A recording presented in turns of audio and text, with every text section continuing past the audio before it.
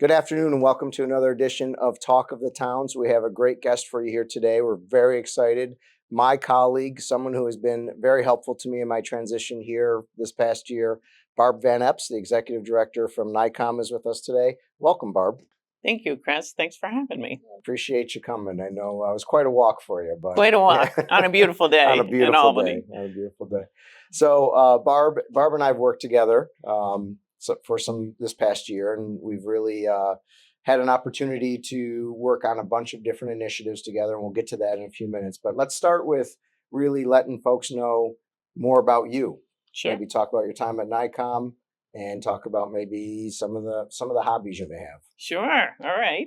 So I've been with Conference of Mayors for 19 years. Spent most of my time as the deputy director. I've only been the executive director, as you know, for about a year and a half now, which has been great. I mean, I have a phenomenal staff who makes me look good every day. So they've made my job much easier. But prior to being at NYCOM, I actually worked for this division of the budget, working on local government issues. So I was doing all the things we're fighting for right now. AIM, chip swap, those were the things I was doing at DOB. So it's been an interesting run. I've been working on local governments for, the majority of my career. So it's been very interesting and a great experience for me. There's something very exciting and intoxicating about local governments, I found. I know most people look at me like, how can you have a passion for local government, right? But it's the closest to the people. Absolutely. I think it's the most important. It delivers the most core services, and it really impacts people more than they may realize. Exactly. No, I couldn't agree more. It wasn't like local government was even on my radar when I was in school. And then, like I said, it just ended up a divisional budget right out of grad school. Where'd you go to school for? I went to school for political science, actually. Yeah. Ended up at Rockefeller College, wanted to do the court administration program. And 3 weeks before I started, the program went away. And so I had to make a quick, audible on what I was going to do. I got my master's in public administration and ended up at divisional budget. Interesting. Yeah. So tell us a little bit about what you do outside of work. Outside of work, I'm a huge music fan. So I do try to get out and see some country music, right? Well, all kinds of All music, kinds of actually. music, okay. All kinds, but yes, country as well. Big music fan, big sports fan. I don't play as much as I'd like, but I love to watch. My son was a lacrosse player, so we used to go to UAOT. Not a Bills fan. Not a Bills fan, a Bengals fan, Bengals actually. fan. Cincinnati Interesting. Bengals. But we do root for the Bills when they're playing, and we were certainly pushing for them this year. We hope they're back next year. I hope so, too. So, yeah, sports, music. I'm trying to dabble a little more in golf, Chris. Yes. So hopefully we'll be getting out on the course this year. Always invited. Always invited. It's been a struggle. I love it, but as you know better than anyone, very frustrating sport. So it is. It's frustrating. I decided this year my mantra is going to be just enjoy it. Just enjoy the time out there. Exactly. There's one thing in life you can't be like too competitive with, right? No. It's the one thing you want to escape. And it's good exercise. It's good to get a social experience. Absolutely. And I saw a great meme. I'll send it to you on Facebook that talked about nobody cares what your score is, so don't obsess over it too much. Exactly. Nobody does. But we've played a few rounds already, and I'm already better than I was last year, so that's good. Let's hope it stays. That's progress. Yeah. That's progress. So some of the work we've been doing together has been on the legislative front, and we'll start maybe with the budget, even though here we are today. As of today, we still have no budget here in Albany. Right. But we've been working hard on certain issues. And I think our core issues, let's start with that. Our core issues as our associations work together, really AIM and CHIPS. You've been around a while. You've worked on these issues a while. You were DOB. Talk a little bit about where we are with those and why those are so important. So obviously, local governments, they don't get a lot of, outside of the property tax, they have very little revenue available to them. Sales tax, which is driven by what's happening with the economy. Mortgage recording tax, same thing. The property tax is the only thing they really have any control over. And I always say no local official wants to raise property taxes. So they need some other kind of unrestricted aid from the state, which is where AIM comes in. And years ago, it was established as a revenue sharing program. It really never, there was a formula that was not withstood way back when. And right now it's just a set amount of money until this past year when we got our $50 million increase, Yeah. first one in 15 years. Yeah. It's been $750 million Right. for the last 15 years. And obviously all of the expenses in local government budgets are growing. And the money we get from the state has not. And that's Right. why we keep pushing. And that's why we went on the road last year and made our case for the increase. And we were very grateful that we got that 50 million. But one shot in the arm, $150 million shot in the arm is just not enough. Yeah. So we really need to keep the pressure on, keep this momentum, and hopefully our state leaders will come through again and keep building on a program that is essential to local governments. Yeah. And when you think about it, it's one of the counterbalances to all the mandates they put through, right? So Right. all these mandates from the state onto these local governments, and without any connection to revenue. And so AIM, at least, although so little really each municipality gets, but at least it's something to try to help that. You talk about how few revenue sources there are for local governments. Towns, as you know, I've lamented this many, many times. Towns don't have a right to sales tax. Right. At least cities do, Correct. unless they vote to cede to the county, right, and share the county. Right. But we don't have a right, and in a lot of counties don't share with the towns. Right. And so when you think about these mandates that come down on towns in particular, the levy's the only thing they have to deal with that. And then you have a tax cap in place, which we'll get to a little bit later and talk about that. But AIM being that unrestricted funding is crucially important. I'd love to see them get some sort of like cost of living adjustment or inflation adjustment. Tie it to something so Yeah. that we can get those annual increases that Yeah. we need and deserve. And CHIPS is a similar program, but really just restricted to transportation. Correct. Talk a little bit about that. Yeah, no, CHIPS, I would say, is popular for all the reasons why, what we're pushing for with AIM and even SWAP, which we haven't gotten to yet. But CHIPS, it's predictable. There's a formula so people can know what they're expecting. They can rely on it. I would say the legislature and the governor have been pretty generous with CHIPS over the years. I mean, we went 8 years without an increase. In the last few years, whether it's CHIPS or Extreme Winter Recovery or Pave New York, they're trying to put more money into those programs, which is critical because it's another thing. All the costs associated, whether it's labor or supplies or construction, all those costs are on the rise. Right. And so we need the funding to keep pace with that. And our communities are doing great things with their transportation funding. There's no doubt. You can see it every day when you drive down the road. That money is getting put to good use and is something we really want them to continue. You brought up the SWAP program that we've all been pushing, a new program kind of based on, let's say it's most like CHIPS probably, but for infrastructure, that water and sewer under the road. So under the principle that we pave the roads, we take care of the roads, but then we have the infrastructure under the roads with water main breaks. We have to then dig those roads up, fix the water main break, repave the road, whatever. But in today's world where, at least for towns, I know in cities and villages probably even more dire, the infrastructure now is 50, 60, 70 years old. In cities, it's probably even older. And I've heard wood, still wood. Oh, yeah. Yeah. We did a survey of our members and some still have wood. You're absolutely which is right. amazing. Yeah, it is amazing.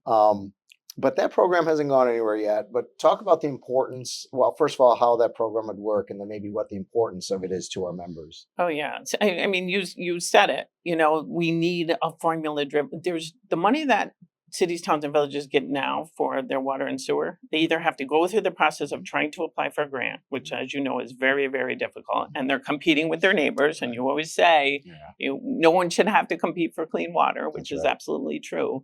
So if they can't get a grant money, then they have to go to their taxpayers. They're either paying through their property tax or they're paying through the rents that they pay for sewer and water. Right.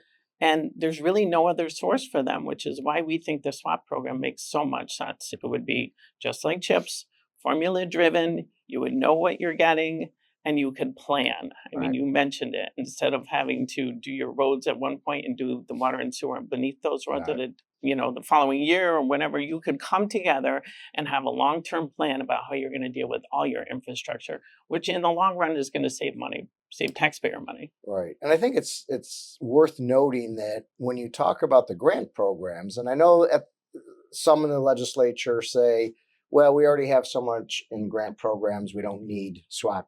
But there's capital programs, there's capital projects, I should Yes. say. They cost, in my town, before I left my town, we talked about doing an upgrade to our sewer, our water plant, which was like 8, 9, $10 million. Those are great for grant opportunities. Right. But there's that everyday maintenance Right. into the infrastructure. You change a water main out, or you change some piping out, or you change some. We did a survey to our members. What would $5,000 mean to you? Right. And you'd be surprised the amount of work that they can invest in their infrastructure. Absolutely. So it's different. They're different markets, let's say, right? If you need $8, $10 million, you're going to go for a grant. But if you need just to make sure you're making investments every year, the swap program is perfect for that. Absolutely. And I'm glad you brought that up about the grants, because we keep trying to tell the legislature, we're not saying get rid of the grants. Right. Those grants are working very well. Yeah. They're important, especially like you said, for those larger projects, but it's to get money to every community, Yeah. so that they can do what they need to do to avoid having the emergencies or Right. the disasters. And that oftentimes is where you have to go after that grant money. In a conversation with a legislator, I had said, the grants are great for getting a lot of money to some Yes. locations. Exactly. We want a program that gets some money to every locality. So we're pushing swap. We've talked about this before. Call your legislator, let them know how important swap is to your community, what swap could mean to your community, an investment each and every year into your infrastructure, critically important. Let your legislators know. Barbara and I continue to fight for that. As we say, there's no budget this year, but we're not necessarily optimistic it's going to be in this year, but I feel momentum in that area. And I think going into next year. Yes, you I know, agree. I mean, I hope maybe something will happen, and we can get it in this year. But yes, I definitely think there's a better understanding of what it is we need and why we need it. And hopefully, if it doesn't make the budget this year, we have certainly started the ball rolling for sure. The other thing we worked together on in pushing swap and AIM and chips and all these things, we did a legislative day this year together, which was great. And I think, the principle there was really to try to help legislators understand local government, because I think that a lot of people don't really understand local government. And I think the legislature sometimes needs a little bit of reminding of how local government works. Exactly. And I thought, our first ever municipal day, very big success.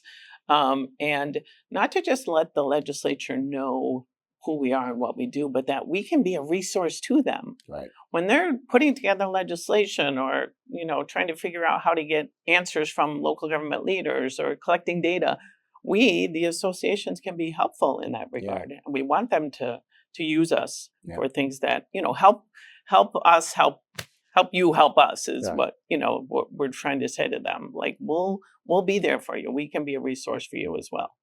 And we got so excited about chips and AIM and swap, I forgot to ask you to talk a little bit about NYCOM. What does NYCOM? What does NYCOM do? What are some of the programs you have?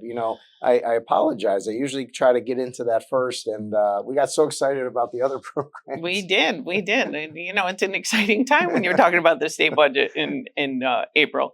So NYCOM, I think we're very similar in a lot of ways to the Association of Towns, to NYAOT. So I see us providing we have almost 600 members, all the cities and villages in New York State. We provide 3 major services, if you will. So first and foremost, we're an inquiry service. So I always like to remind our members, even though we're the Conference of Mayors, everybody calls us Conference of Mayors, any municipal official or employee of a city or village can call us. And they do. The ones who know about it do. So we take calls and emails all day long on whatever issues they need assistance with. So we're a tremendous resource, I think, to our members. We provide a lot of training, as do you. So we have 4 major conferences a year, and then workshops throughout. We're heading to Long Island tomorrow to do our new officials workshop. So we do training all year round, whether it's webinars, in person,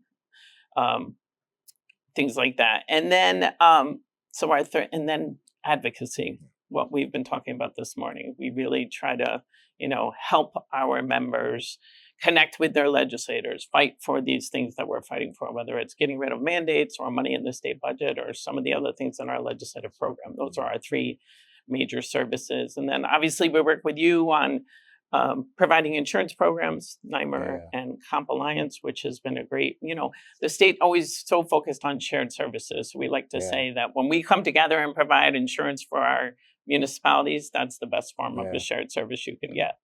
We'll circle back to those programs, but the inquiry program, I think, is one of the quieter programs that people don't realize.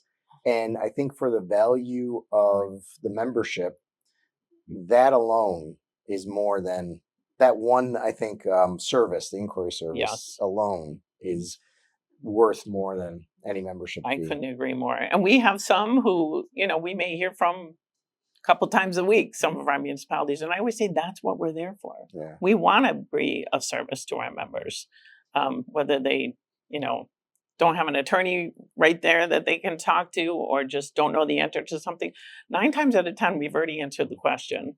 Or we have a great example of a local law, or we have another community that did something that this community is trying to do. So it's just kind of making sure that they know we have resources that we can make available to them. And do you find it, this is an interesting question, I think, do you find it cities and villages different? They're set up the same, but they're different beings, really, different animals, I guess. Yeah, no, they are. But they do, you'd be amazed. They do provide a lot of the same services. So I think people always tend to think of the villages are the little guys and the cities are the big guys, which is not always the case. Yeah. And we have villages who provide police, fire, water, sewer, garbage. Big, some big villages. Long Island in particular. Yeah. Some big. So yes, there are definitely some differences. Well, one of the major differences is cities are governed by their charters, and villages are governed by state law. Yeah. So that can get a little tricky sometimes. But very similar issues, I think, that come up. Now, between villages are in a different election cycle, right? Am I wrong on that? Or budget cycle?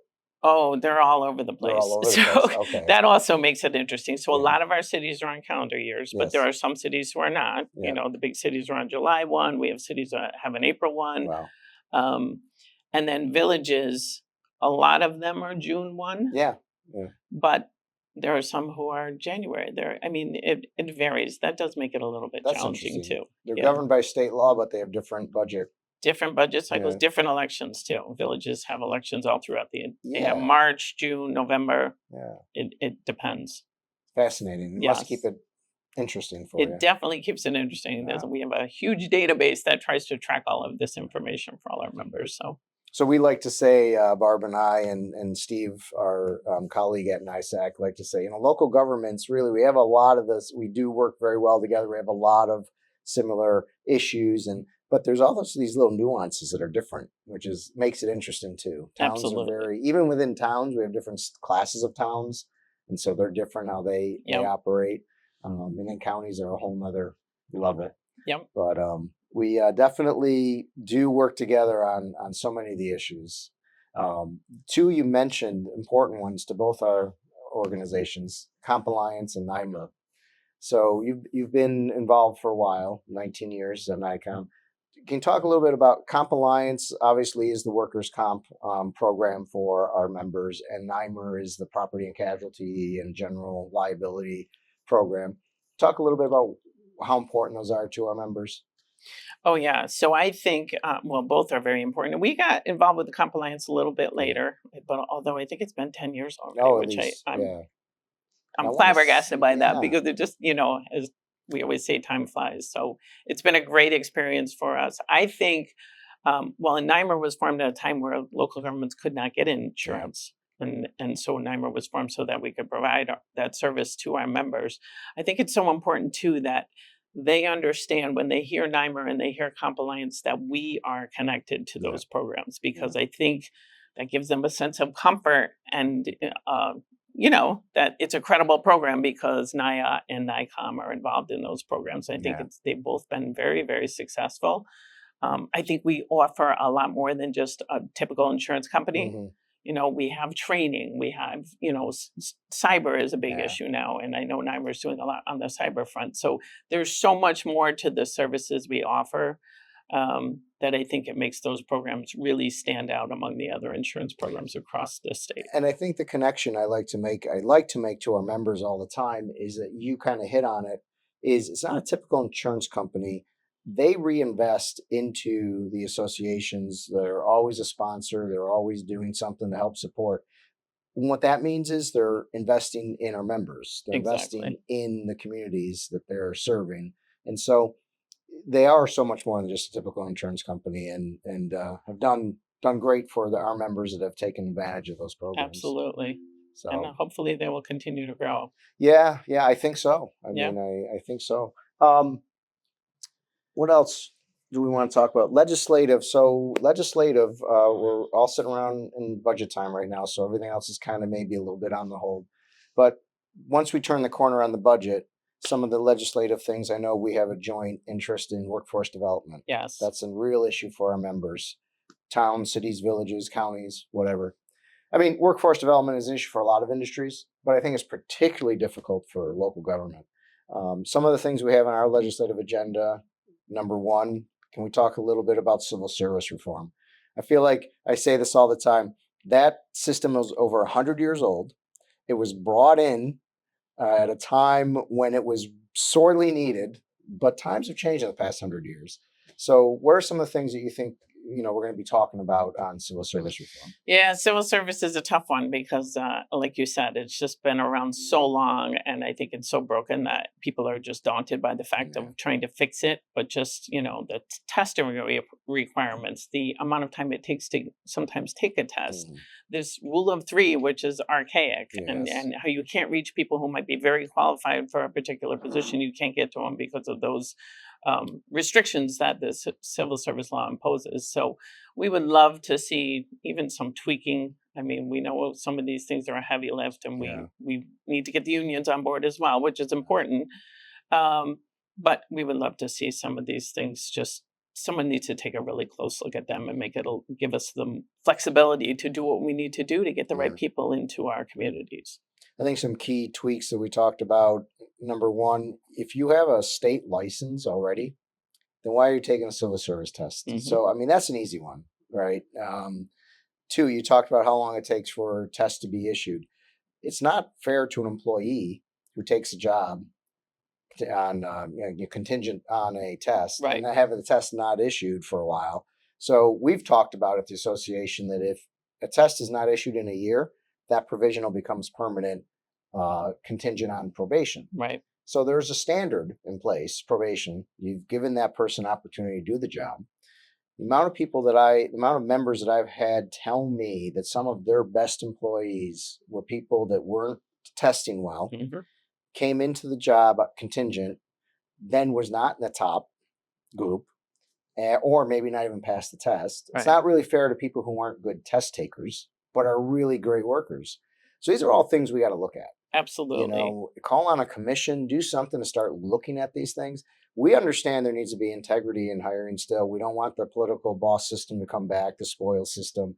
We understand that. Right. But there's so much in place now, legislatively, legally, that can never happen again anyway. Right. So it may have outlived its purpose, but that's really one focus I think we're going to have from the association point of Yes. view. Yes. And we're right there with you. We're And right of there course, with you. the other, we have a great resource in the retirees, folks who want to retire, maybe spend less time working, but still want to work. We'd like to see that a raise in the allowed income there, Yes, we agree with that. or lower the age from 65 to maybe 62 to allow people to earn. Right now, it's 35,000. It is 35. Yeah, and that really hasn't changed in a while. No, they increased it, several years Yeah, ago from 30 to 35, but it's been at 35 for a while now. And again, we keep talking about inflation, the cost of everything. I mean, we can't tap into those resources and that historical knowledge that those people have, and to bring them back would be a huge benefit to many communities. And residency requirements as well. That's Yeah. another one that we're trying to focus on, is Yep. get some of these restrictive residency requirements relaxed a bit, so people can maybe choose someone from another county if they want, Right. or another community right. to come in and work for them. So that is another one we're working on. I think local governments need to have more flexibility in Absolutely. hiring. I could tell you when I was a supervisor, we would go out to hire someone, and then by the time the test was issued and the results came back, and those people are already hired in the private sector where they go in for an interview, they get hired the same day. We're hiring, it takes us 3 to 6 months based on the civil service. And so more flexibility, more competitive. And I think, one of the other issues we've talked about, and you mentioned the tax cap earlier, so I want to talk a little bit about that, is, towns in particular, probably local governments, have not been able to keep up with the inflation in wages since, maybe the pandemic. And so now we're not that competitive with salaries. And one of the things we like to look at is some towns say, they tell me that they want to increase their salaries, but the tax cap will get shattered.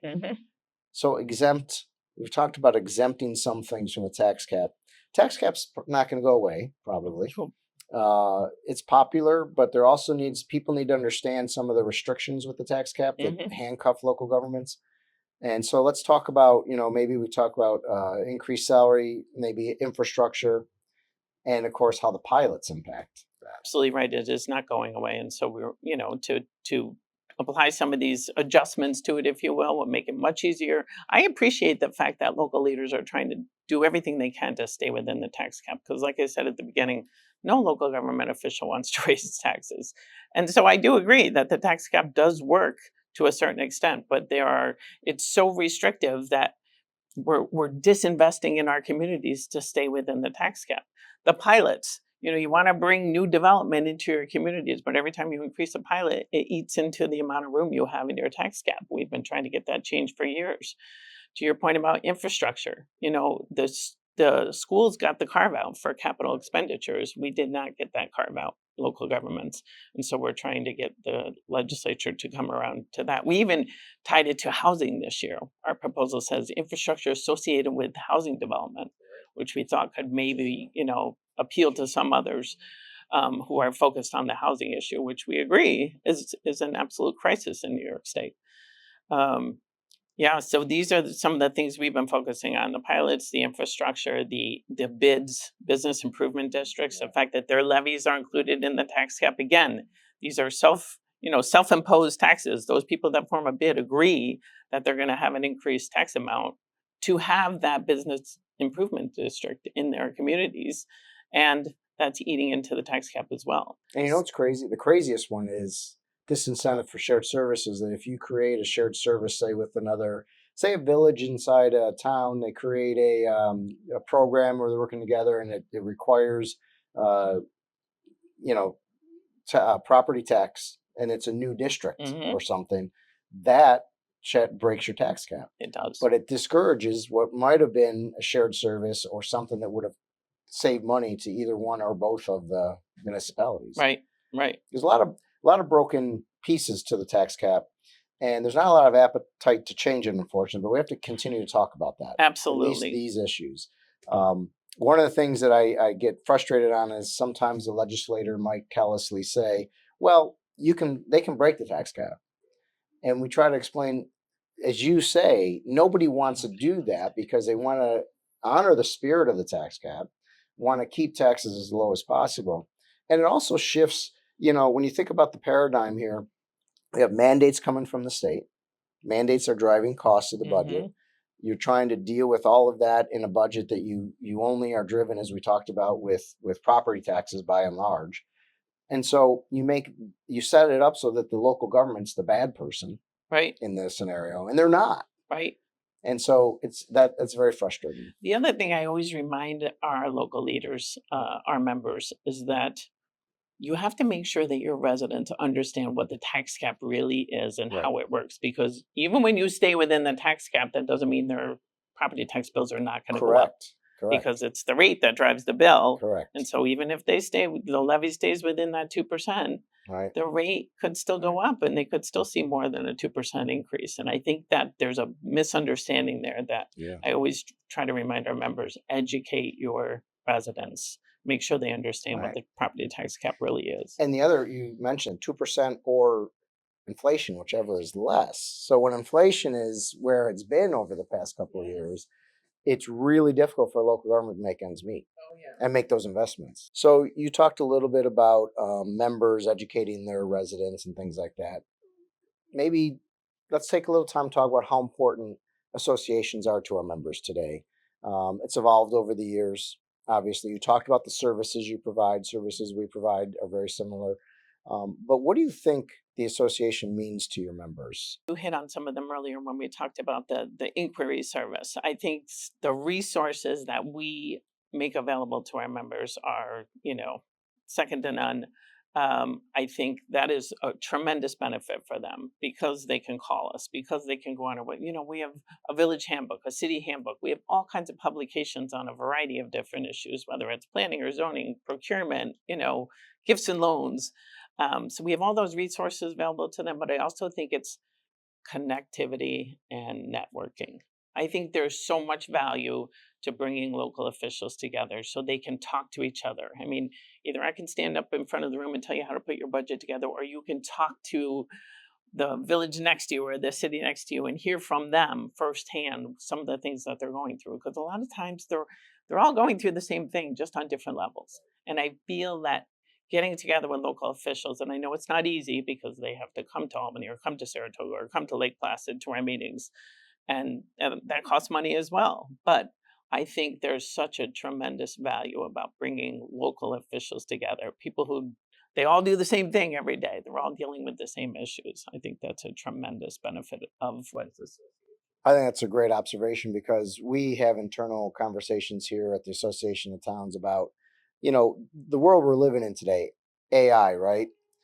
Knowledge, putting things behind member walls, this type of stuff, I think is going to be challenged and go away because you're going to come to a point already, probably, but AI is going to exponentially get better and better. I mean, we're not talking multiple years; we're talking a year, maybe a couple months. It's learning, it's advancing, and when you think about information, it's going to be so readily available. What's important that the association does, and I think today, more than anything, and you hit on it perfectly, is create that community. Create the community for the member. The networking, the socialization, the training's part of it. Not everyone's going to want to go on chat PTD or whatever it's called. DVD. My kids will be mortified right now.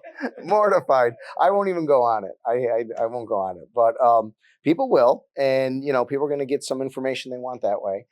But it's really the connections, the human connections, are never going to go away, regardless of AI. But creating the community for our members, and I think the other one that I talk to our staff a lot about is getting to the audience that's important to our members and educating them about how important our members are. At least for towns, more so. We chatted about this before. A lot of our residents maybe aren't aware of all the services we provide, aren't aware of all the important things that we do, how challenging it is.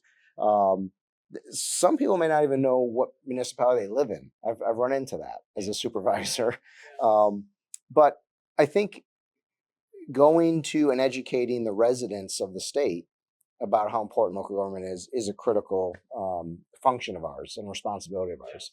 And we're going to be doing more of that at the association here. A great benefit of you doing these podcasts, to the extent you're getting not just your town officials to pay attention, but their residents.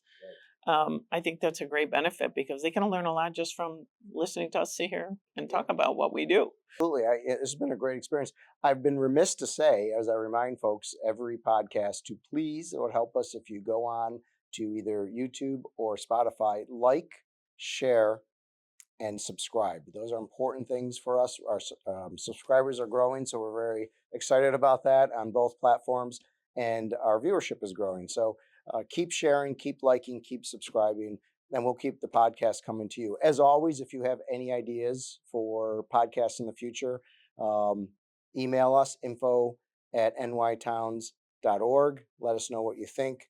Drop us a line. Let us know what you think about this. We've had great guests. This has been, Barb's been a rock star guest. We're gonna have Barb come back and do more. But before we leave, anything that you want to add to the conversation or talk about? I think, congratulations. You're coming up on your year anniversary. I think you've had a very, very successful year. You're doing a lot. You're taking the association in a new direction. I think is wonderful. And I look forward to working with you in the future. I look forward to working with you. Thank you. I have a lot more gray hair this year than I did last year. I can tell you that. But no, I look forward to it too. We have an exciting future together. I think, of course, with our friends over at NYSAC as Yes, well. yes, We just and there's other organizations we work with too. A lot of the associations get together, not just the municipal correct. associations. So it's important that people know that we're working together here in Albany for mutual interests. Exactly. So thank you for being here. Thank you for Appreciate having it me. very much. Good luck in your schools down in Long Island. Yes, thank you. Watch out for that traffic. I just came back from a tour of Long Island and the Oh yeah, towns. yeah. It ought to be fun. We're going down as a group too, Good. all the entire staff in one vehicle. So it'll be interesting for Good. sure. We'll have some stories. Time it right. Time Exactly. the It- traffic right. it's all about the timing. I know. We'll see. Appreciate it very much, Barb. Thank you for Thank being you. here. Thanks for having me.